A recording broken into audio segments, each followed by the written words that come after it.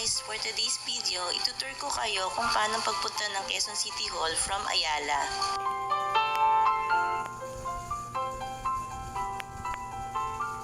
So pagkatapos kong pumunta sa BIR dito sa Export Bank sa may Ayala, then next stop ko naman is Quezon City Hall.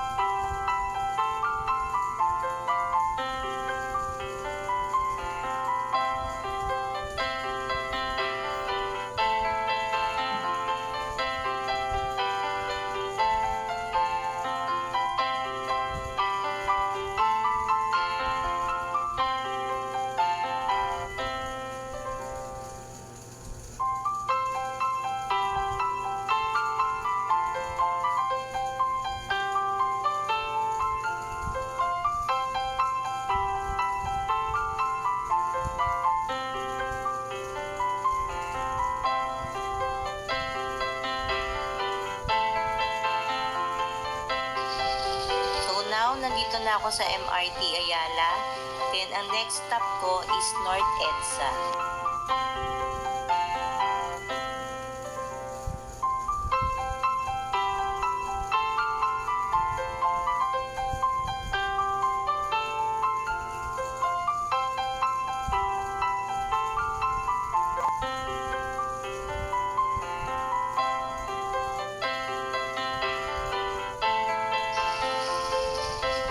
Kung bumaba ng North EDSA, kailangan ko sumakay ng jeep papunta ng Quezon City Hall.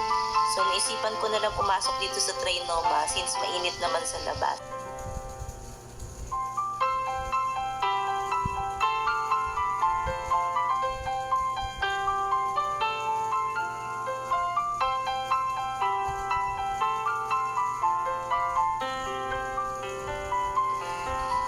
Then paglabas ng Trinoma, dito naman ako papunta sa SM North EDSA. Doon na rin ako sasakay ng jeep papunta ng Quezon City Hall.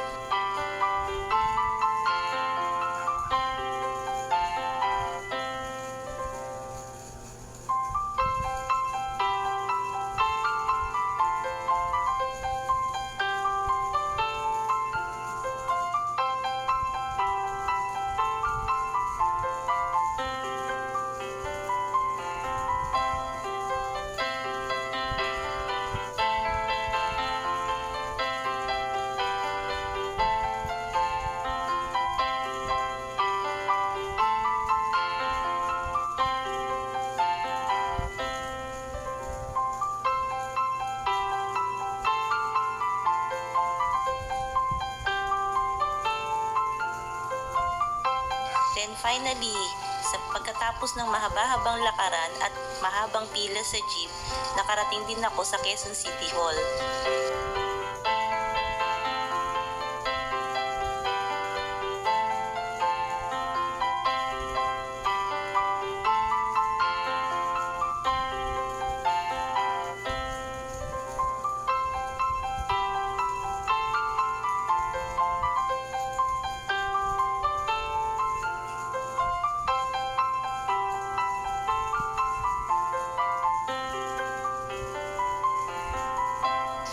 Sadyang napakalaki nitong Quezon City Hall.